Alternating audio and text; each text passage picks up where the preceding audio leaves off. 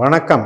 இந்த பதிவு தனுசு லக்ன அன்பர்களுக்கு 64 நாட்கள் குருவினுடைய சாரமாற்றம் மேசராசியில் பரணி நட்சத்திரத்திலிருந்து, அதாவது சுக்கரனுடைய நட்சத்திரத்திலிருந்து அஸ்வினி நட்சத்திரத்துக்கு, அதாவது கேதுனுடைய நட்சத்திரத்துக்கு வக்கரகதியாக இந்த 64 நாட்களில் பயணிக்கிறதுனுடைய பலாபலனை நம்ம பார்க்க இருக்கோம். ஒரு கிரகம் ஒரு வீட்டில் இருக்குது அப்படின்னு பார்க்குறத விட அது செல்லக்கூடிய நட்சத்திரத்தின் பலனை தருகிறதுங்கிறது தான் இந்த நவீன நட்சத்திர ஜோதிட சூத்திர முறை. நமது ஜனன ஜாதகத்தை கூட இந்த முறையில் கணித்து 12 பாவத்திற்கான அதிகாரிகள், அதாவது உபநட்சத்திரங்களை கண்டுபிடித்து அந்த கிரகங்கள் எவை என்று தெரிந்து அவை எந்த நட்சத்திரத்திலே, எந்த பாவத்திலே, எந்த உபநட்சத்திரத்தின் மூலம் கொடுப்பினையை தீர்மானிக்கிறதுங்கிறத பார்க்குற முறை தான் இந்த முறை. அதனால் இது இந்த 360 டிகிரியில் ராசி மண்டலத்தில் ஒரு சர்க்கியூட்டாக இருக்குது. அதனால் ஒரு துல்லியமான கணிதம். 2 நிமிஷத்துக்கு கழித்து இன்னொருத்தர் பிறக்கலாம், அவருக்கும் இதே கிரகநிலை தான் இருக்கும், இதே திசாபுத்தி தான் ஓடும். அப்போ நம்ம தனித்த கேள்விக்கு நமக்கு அந்த பதில் எப்படி தெரியும்னா, ஜோதிடத்தில் இது மாதிரியான அக்யூரஸியான சிஸ்டத்தின் மூலமாக நமக்கு பலன்கள் கிடைக்கும். நமக்கு கேள்வி, நமக்கு ஈடுபாடு, அதற்கு தகுந்த விடைகள் நமக்கு இதில் கிடைக்கும். இப்போ தனுசுக்கு இந்த குரு என்ன பண்ண போகிறாரு? 5ஆம் வீட்டில் இருக்கிறாரு தான், ஆனால் அவர் கேது மாதிரி செயல்பட போகிறாரு. இந்த 5ஆம் இடம் என்பது நமக்கு உற்சாகத்தையும் சந்தோஷத்தையும் மகிழ்ச்சியையும் கலை திறமைகளையும் வெளிப்படுத்தக்கூடிய ஸ்தானம். ஆத்மஸ்தானம்னு பேர். படிக்கிற குழந்தைகளுக்கு ஐக்யூ வேல்யூ இன்க்ரீஸ் ஆகிற இடம். அதே மாதிரி உறவுகள் மூலம் மகிழ்ச்சியும் சந்தோஷத்தையும், கலைகள் மூலம் விளையாட்டுலையும் ஒரு தனித்திறமையான, இப்போ ஒரு ஆன்மீகம் இருக்குது, ஒரு அதில் எக்ஸ்பெக்ட் ஆகிறது, இஷ்ட தெய்வ உபாசனையில் பலன் கிடைக்கிறது, ஷேர் மார்க்கெட்டு, விளையாட்டு, இதெல்லாம் 5ஆம் இடத்துல இருக்குது.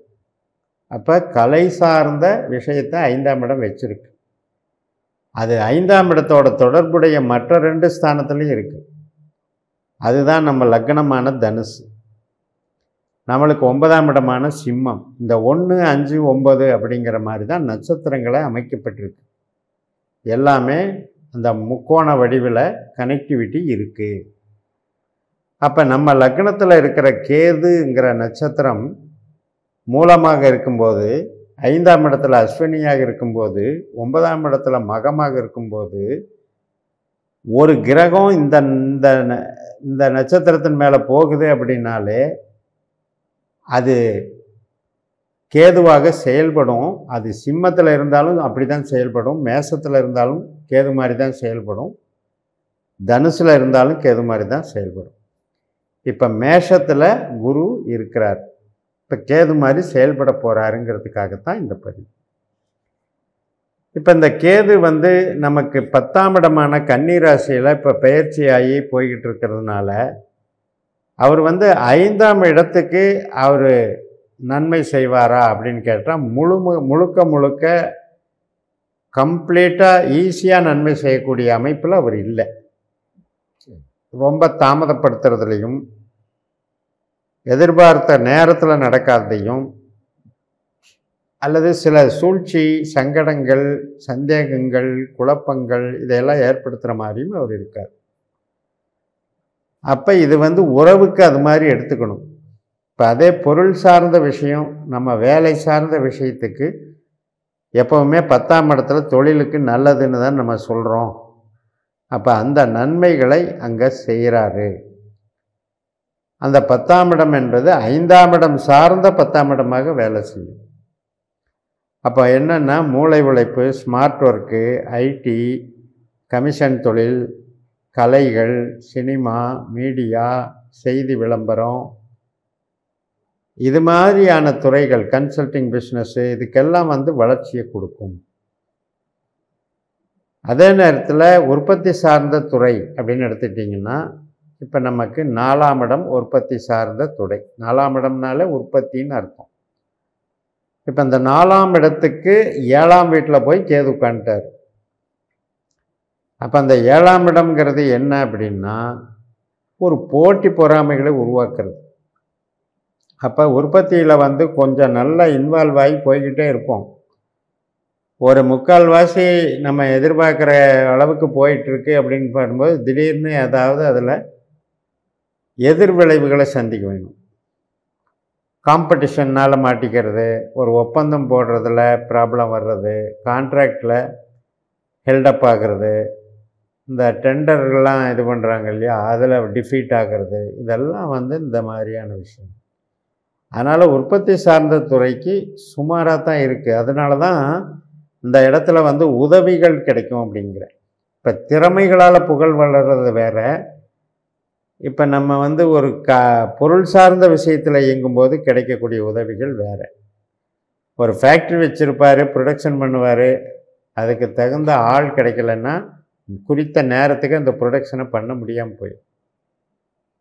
அல்லது ஆள் கிடச்சி உற்பத்தி பண்ணி ரெடி பண்ணி வச்சுருப்பாங்க, ஆர்டர் கொடுத்தவங்க கேன்சல் பண்ணி திடீர்னு அத்தனை பொருளும் நமக்கு ஸ்டாக் ஆகிடும், மூலதனம் முடங்கி போயிடும்.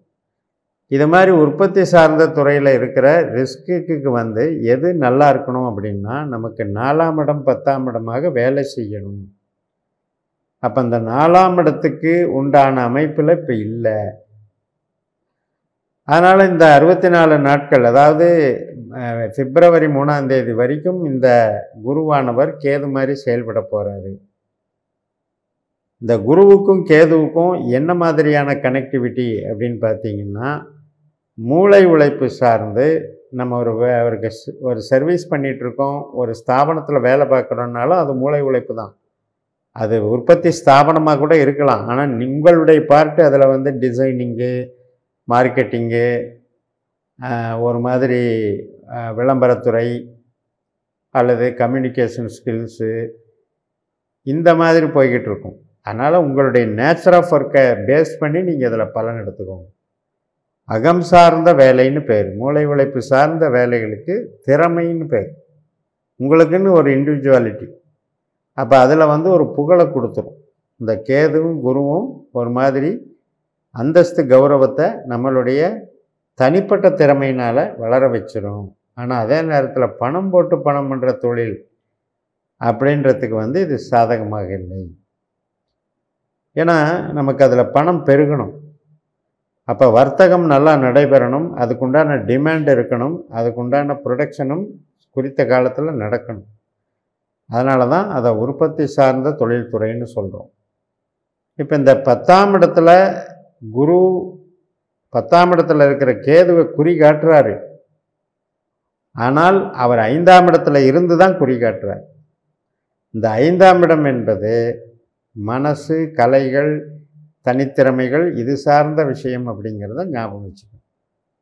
அதனால் நம்மளுடைய ஜனன ஜாதகத்தின்படி நமக்கு குரு திசா புத்தி அந்தரங்கள் அல்லது கேது திசா புத்தி அந்தரங்கள் ஓடிட்டுருக்குன்னா இந்த மாதிரியான பலன்களில் உங்களுக்கு வளர்ச்சிகள் தெரியும். பணம் அப்படிங்கிறதுல சேமிப்பதில் சில தடைகள் இருக்கும் சில பேருக்கு.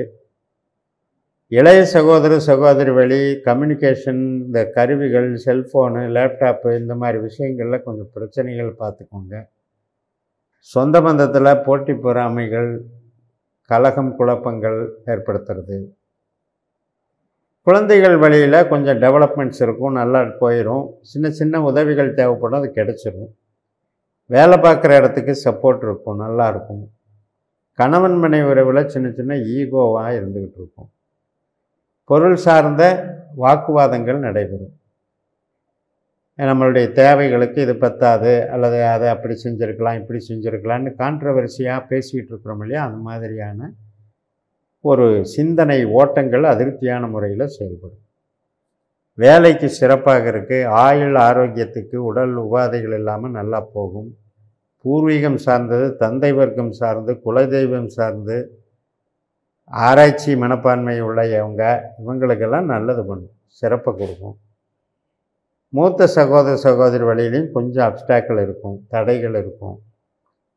அதனால் நல்லபடியாக இந்த நெளிவு சுழிவுகளை தெரிஞ்சு, இதுக்கு பேர் நட்சத்திர சூத்திரங்களை கையாளுறதுன்னு பேர். இதன்படி ஜோதிடத்தை அணுகி நம்ம ஃபாலோ பண்ணோம்னா வளம் பெறலாம் என்று கூறி நினைவு செய்கிறேன். இந்த சேனலை சப்ஸ்கிரைப் பண்ணி ஷேர் பண்ணுங்கள். உங்கள் தனிப்பட்ட ஜாதக பலாபலன்களை என்னுடைய வாட்ஸ்அப் நம்பரில் தொடர்பு கொண்டு பலன் பெறுங்கள். உங்களிடமிருந்து விடைபெறுகிறேன். உங்கள் JMS. நன்றி, வணக்கம்.